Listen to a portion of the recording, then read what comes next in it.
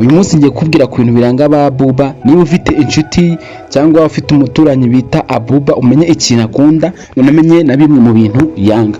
Ikintu cya mbere kiranga Abuba ni ubwitonzi buri hejuru. Ba Abuba n'abantu bakunda kuba bacecetse, bakunda nyine kutasamara, kuvugana ituze.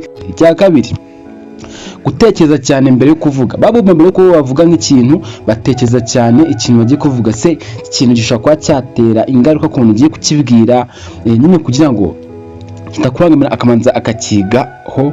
Niko ba Abuba bateye. Ikintu cya gatatu kiranga kuba bonyine. Ba Abuba abantu bakunze kuba bonyine kubera ko ntago baba bashaka kujya mu bantu benshi kugira ngo bataba bashamirana nabo, ugasanga bateranya amagambo barashwanye. Ba Abuba abantu batashaka gushwana bya hato na hato. Niyo usanga kenshi Ba Abuba abantu bakunda kuba bonyine bagahugira mu tuntu twabo. Ikintu cya kane, ubumuntu n'ineza biri hejuru. Ni ukuvuga ngo ni abantu bagira ubumuntu cyangwa se bagira amarangamutima, ukuntu n'ineza hejuru. Ni abantu bashaka kugira umuntu neza. Ba Abuba ubundi urebye ntacyo wabashinja ku miterere ya muntu.